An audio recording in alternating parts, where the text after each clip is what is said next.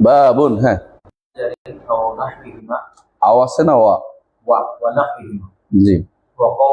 وقول الله تعالى أعوذ بالله من الشيطان الرجيم أفرأيتم اللات والعزى ومناة الثالثة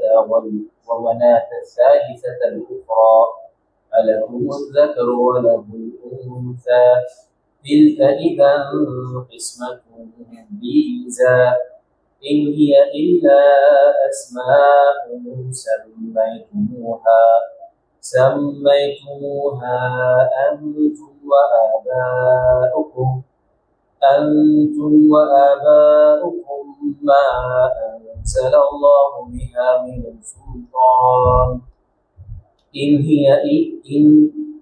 يتبعون إلا الظن وما تهوى الأنفس ولقد جاءهم من ربهم الهدى عن أبي واقد الليثي قال خرجنا مع رسول الله صلى الله عليه وسلم إلى حنين ونحن حدثاء عهد بكفر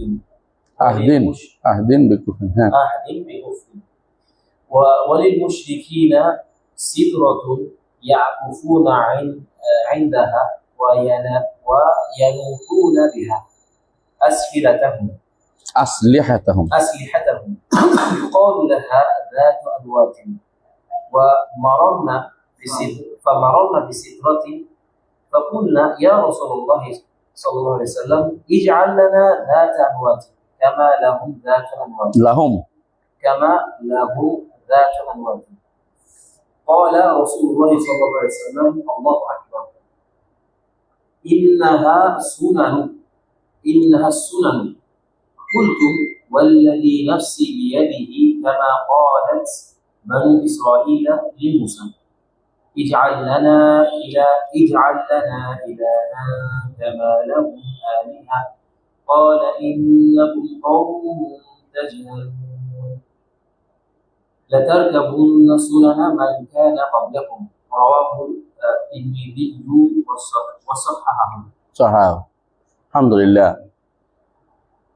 بسم الله الرحمن الرحيم. الحمد لله رب العالمين والصلاة والسلام على النبي الأمين وعلى آله وصحبه أجمعين. আমরা পড়ছিলাম শেখ হোসেন আব্দুল্লাহ রাহমাতুল্লাহ কিতাব আত-তাওহীদ এবং শারহ আল-কাউল আস-সাদীদ লিল ইমাম আব্দুর রহমান ইবনে নাসির আস-সাঈদী রাহিমাহুল্লাহ। তো এই কিতাবের আমরা আজকে অষ্টম অধ্যায় পড়ব, তাই না? কোনটায় নবম অধ্যায়।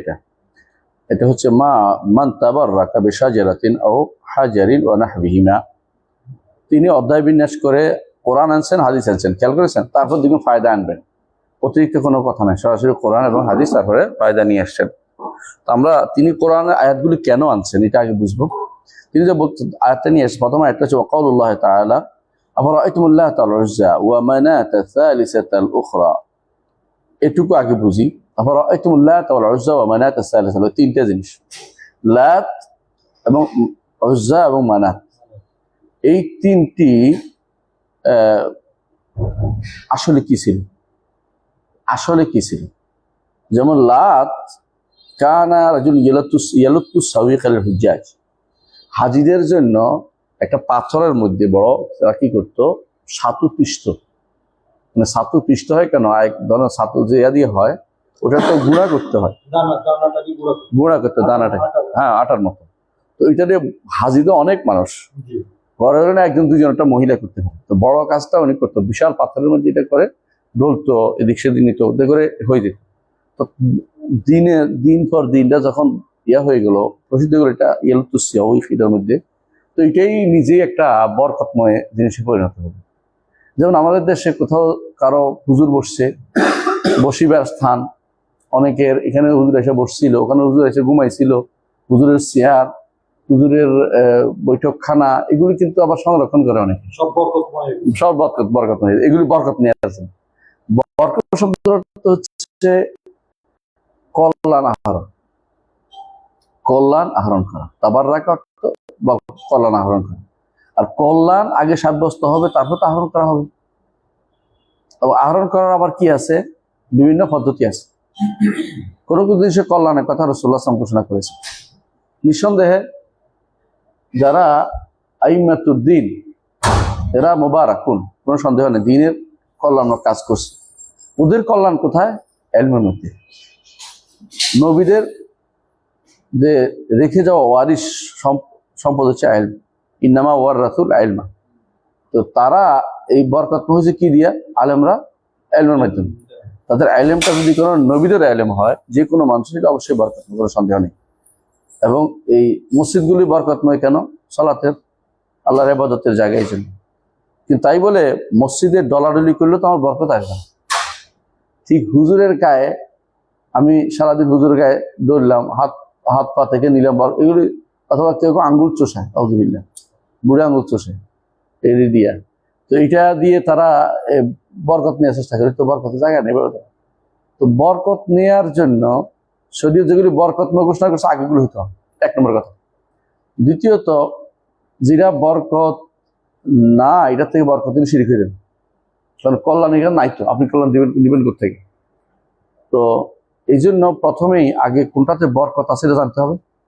এরপর দুইটা বই আছে, আত-তাবারুকুল মাশরু ও তাবারুকুল মামনু, একটা বই আছে। একটা বই আছে আত-তাবারুক আহকামুহু, এরকম বই আছে, আব্দুল্লাহ জুদাইয়ের বইটা, নাসির আল জুদাইয়ের না একজনের বইটা, আরেকজনটা হচ্ছে আলী নাফাউল ইয়ান বই, সম্ভবত। দুইটাই গ্রহণযোগ্য বই, ভালো বই, ভালো বই।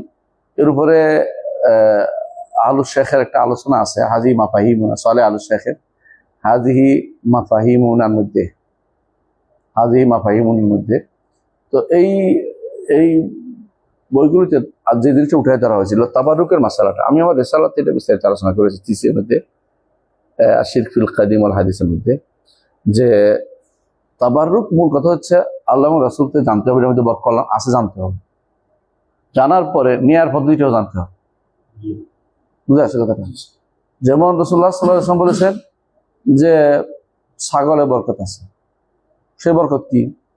লালন পালন করলে পয়সা হবে। তারপরে ছাগলের শরীর দিয়ে ঘষাঘষির জিনিস না, বুঝছেন তো? তো রাসূলুল্লাহ সাল্লাল্লাহু আলাইহি ওয়াসাল্লাম এরকম মাউন মুবারক বলছে, জমজম, এটা বরকত কি? গায়ে লাগানো, এটা গায়ে লাগানো, এটা পানি খাওয়া, এটা দিয়ে নিজে একেবারে পরিপূর্ণভাবে খাইলে এটা পানীয় খাবারও কাজও দিবে, তাহলে এটা দিতে বরকতময়। আবার আকাশ থেকে বৃষ্টি, এটা মাউন মুবারক, আল্লাহ বলছে এই বরকত কিভাবে বরকতময় হবে? যদি কোনো আমি এটা বরকতময় হবে যদি কোনো আমি এটা প্রথম যখন আসে তখন বুকে পড়ে। হাদিসে রাসূলুল্লাহ সাল্লাল্লাহু আলাইহি ওয়াসাল্লাম প্রথম বৃষ্টি হলে বুকে লাগাতেন, কিন্তু সবসময়ের জন্য এটা না। অন্য সময় কি এটা দিয়ে ওযু করলে বরকতময় কাজে লাগছে, এটা দিয়ে গোসল করলে বরকতময় কাজে লাগছে, কিন্তু এটা দিয়ে আর কোনো বেশি, আর কোনো এমন নয় যে এই পানি বরকতময় মোবারককে খেয়ে বলবো, এর কোনো বর্ণনা নাই। হ্যাঁ, খাইতে পারবেন আপনি স্বাভাবিকভাবে, নর্মাল খাওয়া, নর্মাল পানি হিসেবে, পবিত্র পানি হিসেবে।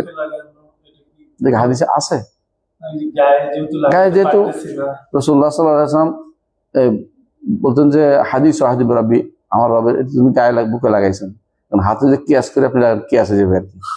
কিয়াস আমরা না করি, চেষ্টা করি আমরা যেখানে বুকে লাগাতেন, হাদিস এভাবে আসছেন, দেখছেন আপনার হাদিসটা। তো এটা এভাবেই, যেটার বরকত যেভাবে নেয়ার কথা সেভাবে নিতে হবে আপনি। অন্য কোনো পদ্ধতিতে বরকত দিলে শিরক হয়ে যাবে সরাসরি। আর আপনি কল্যাণ আহরণ, কল্যাণ চাইতেছেন আটটা জিনিস, কল্যাণ বলা হয়নি। আপনি অন্য কিছু, যেখানে বরকত নাই ওখানে বরকত নিতে পারবেন না, আর যেখানে বরকত আছে পদ্ধতিতেও নির্ধারণ করতে, অন্য কোনো পদ্ধতিতে আপনি নিতে পারবেন না। যেমন ধরেন হাজিরা